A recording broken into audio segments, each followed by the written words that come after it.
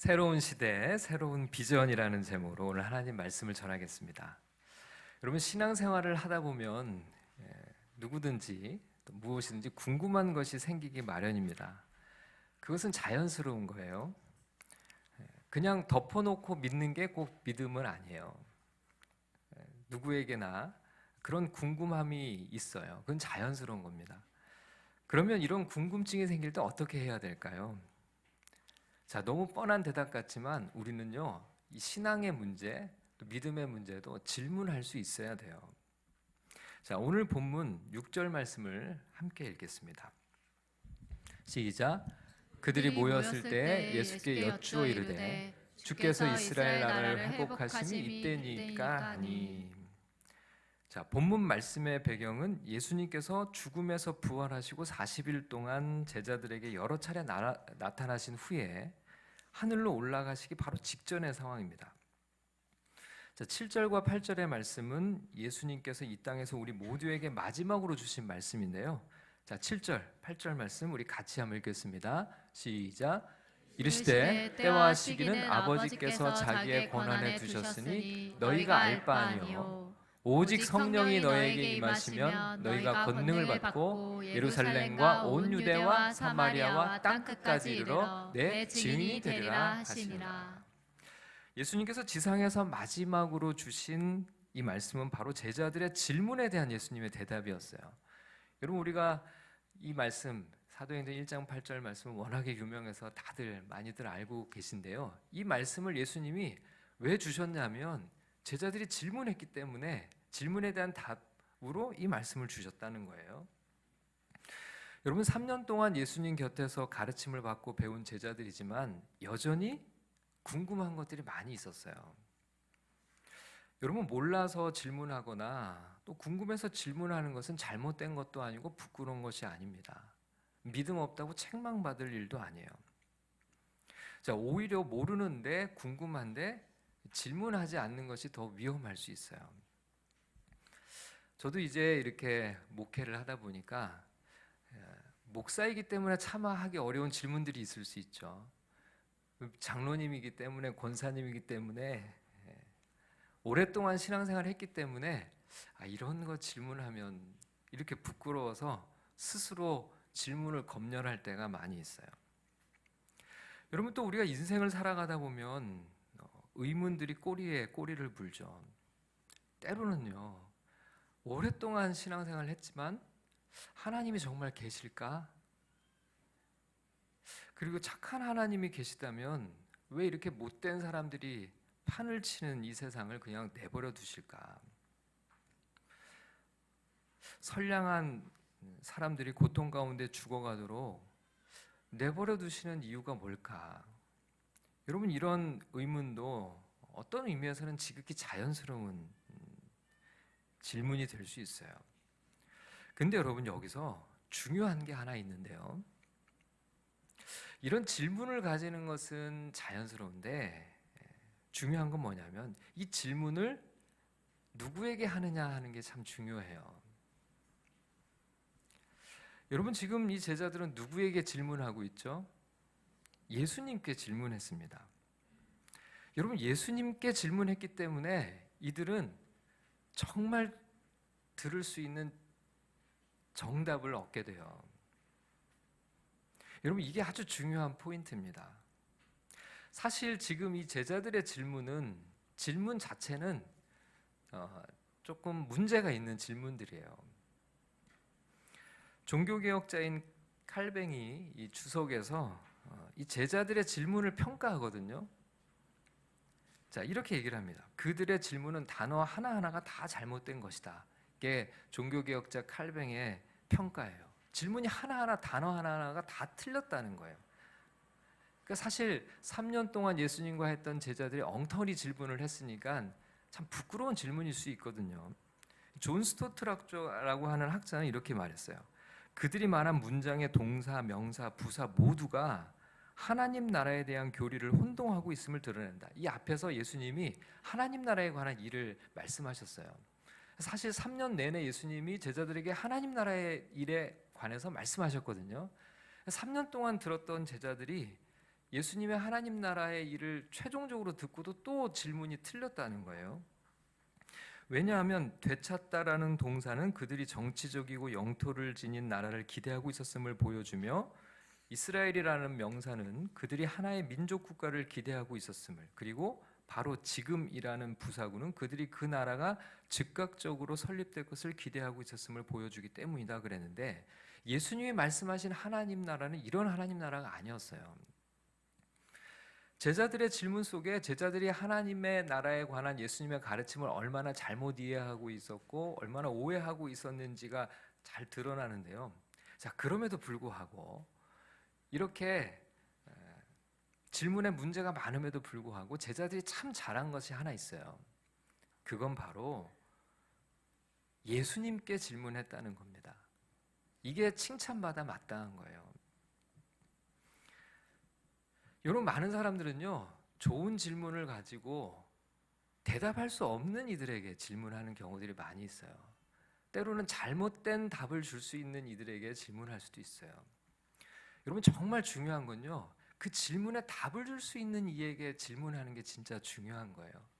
그걸 분별할 수 있는 게 진짜 지혜입니다. 여러분, 하나님에 관해서 우리와 동일한 사람들에게 아무리 질문해봐야 여러분의 이상의 답을 얻을 수가 없겠죠. 때로는 잘못된 답을 얻을 가능성이 참 많이 있어요. 여러분, 제자들은 지금 예수님께 질문했다고 하는 이 사실 하나가 정말 칭찬받아 마땅한 겁니다. 만약에 이 제자들이 이 질문을 가지고 이 예수님이 승천하시기 직전에 예수님께 질문하지 않고 나중에 바리새인들을 찾아갔거나 서기관들을 찾아갔거나 대제사장들을 찾아가서 이 질문을 했다면 어땠을까요? 어떤 대답을 얻었을까요? 예수님이 누구신지에 관해서 바리새인들에게 질문했다면 어떤 대답을 얻었을까요? 그는 이단자요, 그는 죽어 마땅한 자라는 대답을 얻었겠죠. 여러분, 질문은 아무나 할 수 있어요. 질문하는 것은 당연한 거예요. 그런데 대답은 아무나 할 수 없다는 걸 우리가 알아야 됩니다. 제자들은 그 대답에 유일한 답을 줄 수 있는 분에게 질문했기 때문에 그들은 진리를 얻을 수가 있었던 거예요.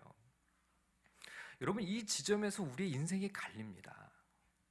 누구에게 질문하나에 따라서 우리의 인생이 달라져요. 다른 대답을 얻기 때문에 그렇습니다. 어떤 사람은요, 자기 스스로에게 질문하고 자기가 대답해요. 이런 부조리한 세상에 이런 불합리한 하나님에 대해서 스스로 질문하고 스스로 답을 해요. 없어. 하나님은 없지. 얼마 전에 만난 분도 그랬어요. 자기가 곰곰이 생각해 보니까 자기가 내린 결론이 뭐였냐면 하나님이 없다는 거였어요. 하나님은 없어. 하나님이 있다면 이 세상에 이럴 수가 없지. 여러분, 어떤 사람들은요, 우리 시대에 아주 훌륭한 학자들에게 질문합니다. 하나님이 계실까요? 뭐라는 대답을 얻을 수 있을까요?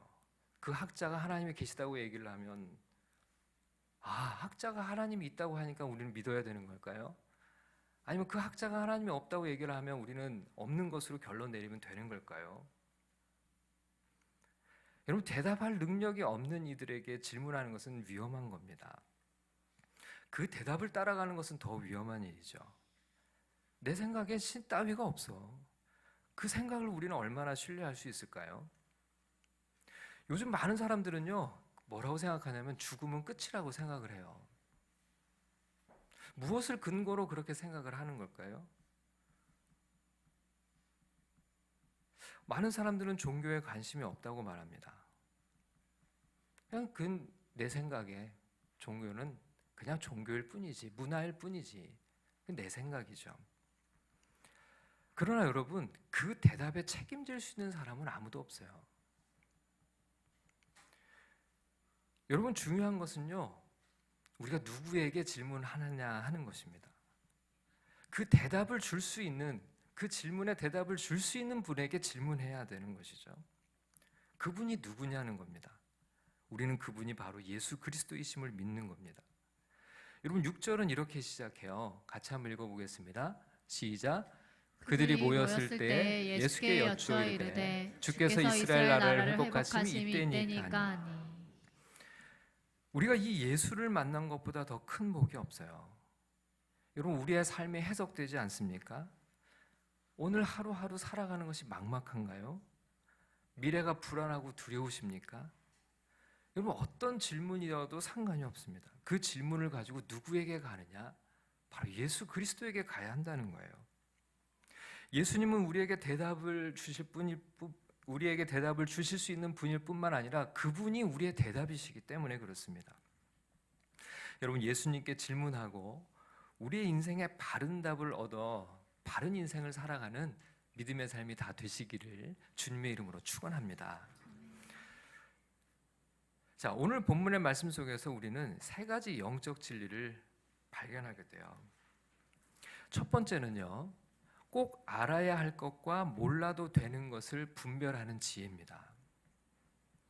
여러분, 제자들이 예수님께 질문했을 때 예수님께 어떻게 대답하셨을까요? 7절 말씀을 같이 읽어보겠습니다. 7절입니다. 시작. 이르시되 때와 시기는 아버지께서 자기의 권한에 두셨으니 너희가 알 바 아니요. 자, 그때가 예수님이 다시 오시고 하나님의 나라가 완성이 되는 그때가 지금입니까? 라는 제자들의 질문에 예수님은 그때에 관해서는 너희가 알 바가 아니다 이렇게 말씀을 하셔요. 자, 예수님의 대답은 뭐냐면 몰라도 된답니다. 그러시면서 예수님은 한 가지를 더 말씀하세요. 그게 8절 말씀이에요. 같이 읽겠습니다. 시작. 오직 성령이 너희에게 임하시면 너희가 권능을 받고 예루살렘과 온 유대와 사마리아와 땅끝까지 이르러 내 증인이 되리라 하시니라. 그때에 관해서는 몰라도 된다. 그러나 너희가 꼭 알아야 하는 것이 있다 이렇게 말씀하시죠. 그게 뭐냐면 성령이 너에게 내리시면 너희가 내 증인이 될 것이다. 여러분, 여기서 우리가 발견하는 한 가지 사실이 있어요. 우리가 반드시 알아야 하는 것이 있고 몰라도 전혀 상관이 없는 것이 있어요. 여러분, 이것을 구분하는 게 지혜입니다. 많은 사람들은요, 굳이 몰라도 되는 것에 너무 집착하는 경우들이 있는데 정작 알아야 하는 것에는 무관심한 거죠. 예수님은요, 우리에게 아버지 하나님의 고난과 그리고 내가 이 땅에서 해야 할 사명을 잘 구분하라고 얘기를 해요. 우리는 종종 이것을 구분하지 못해요. 자꾸 하나님의 자리를 기웃거리는데요. 이런 하나님을 어떻게 믿어? 하나님이 있다면 이럴 수 없어. 하나님은 내가 원하는 것을 반드시 이루어주는 분이어야 돼. 여러분, 이런 태도와 자세는 하나님 아버지의 권한을 침해하는 거예요. 내가 하나님 노릇하는 거죠. 여러분, 우리가 하나님을 섬긴다는 것이 무엇입니까? 내가 하나님이 아니라는 걸 먼저 인정해야 돼요. 하나님만이 하나님이라는 것을 인정하는 것이 뭘 의미를 하는 걸까요? 하나님의 권한으로 하나님이 정하신 것은 그냥 그건 우리가 받아들여야 되는 거예요. 그게 하나님의 권한을 인정하는 겁니다.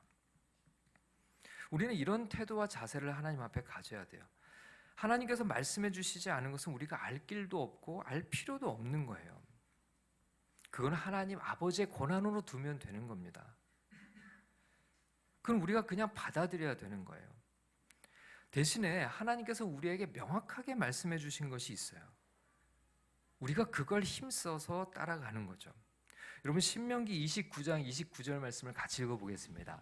시작. 감추어진 일은 우리 하나님 여호와께 속하였거니와 나타난 일은 영원히 우리와 우리 자손에게 속하였나니 이는 우리에게 이 율법의 모든 말씀을 행하게 하심이니라. 자, 여기 보니까요, 감추어진 일은 우리 하나님 여호와께 속하였다 이렇게 말씀을 하시죠. 그러나 나타난 일, 주님이 우리에게 드러내신 일, 그것은 영원히 우리와 우리에게 속한 것이다. 우리 자손에게 속한 것이다. 여러분, 주님이 감추어 놓으신 것은 그저 우리가 몰라도 돼요. 굳이 알 필요도 없어요. 그건 하나님의 권한에 두면 돼요. 그건 하나님 거예요. 그러나 주님이 우리에게 명확하게 드러내 주신 것은 우리에게 너무 필요한 거예요. 반드시 필요한 것은 우리에게 다 드러내 주셨어요. 여러분, 특별히 하나님이 우리에게 다 드러내 주신 것이 뭔가요? 말씀 성경이죠. 성경. 여러분, 우리는 성경이 말씀하신 것은 다 알아야 돼요. 그리고 성경이 말씀하신 것만 알면 돼요. 성경에서 굳이 말씀하시지 않은 것에 대해서는 우리가 몰라도 전혀 상관이 없는 것들이고, 그것은 하나님에게 속한 것이에요. 성경은 우리에게 선명하게 말씀합니다. 성경은 우리가 꼭 알아야 할 것들을 기록해 놓은 하나님의 말씀이에요. 반드시 알아야 할 것들을 충분하게 기록해 주셨어요. 여러분, 성경 외에 다른 책이 필요할까요? 그렇지 않습니다. 성경을 통해서 알아야 할 모든 것을 주님은 우리에게 다 주셨어요. 여러분, 2024년 새해에는 우리가 반드시 알아야 할 이 성경의 말씀을 붙들고 살아가는 우리 모두가 될 수 있기를 축복합니다. 자, 우리가 꼭 알아야 할 진리가 두 번째 진리입니다. 두 번째 진리가 있습니다.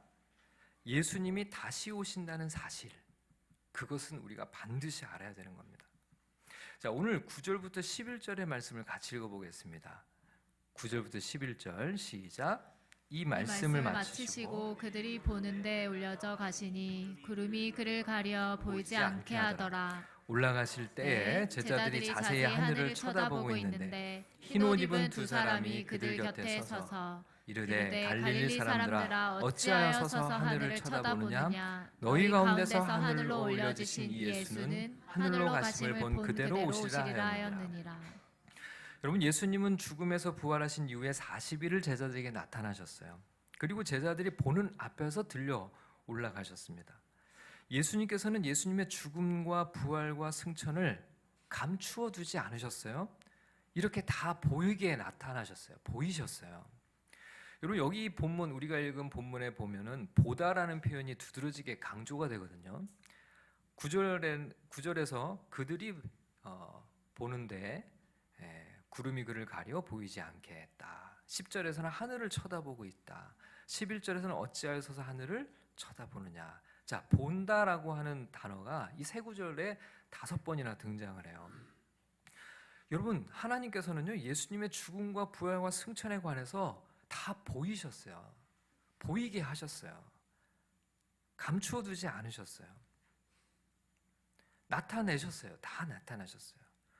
그러면 하나님이 왜 그걸 나타내기를 원하셨어요? 왜 나타내셨을까요? 우리로 하여금 알게 하시기 위해서죠.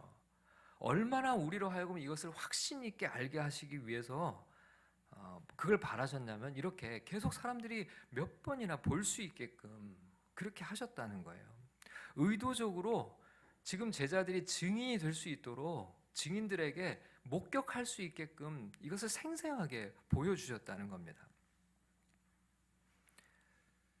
여러분, 주님은요, 우리가 예수님에 관해서 알기를 원하세요.